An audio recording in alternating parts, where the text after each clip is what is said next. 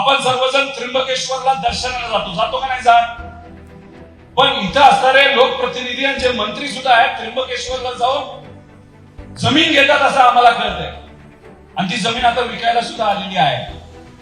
MIDC मध्ये इथं असणाऱ्या छोट्या व्यावसायिकाला तिथे एमआयडीसी ची जागा मिळत नाही, पण आरक्षित असणारी जागा एमआयडीसी ची मात्र काही नेत्यांच्या मुलांना तिथे दिली जात असेल तर हा सामान्य लोकांवर असणारा अन्याय आहे.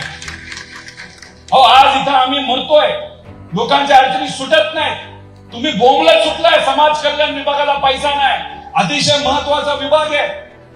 एसटी समाजाच्या ज्या लोकांना खऱ्या अर्थाने न्याय जर दिला जात असेल तर त्या विभागाच्या अंतर्गत दिला जातो. तुम्ही टीव्ही समोर म्हणताय पैसा नाही, तुम्ही तिथं म्हणताय आम्हाला तिथं असणारे अर्थमंत्री पैसा तिथं देत नाही, पण दुसऱ्या बाजूला तुम्ही मीडिया समोर बोंबलत सुटलाय, पण दुसऱ्या बाजूला तुमच्याकडे एवढा पैसा आला की तुम्ही डायरेक्ट हॉटेल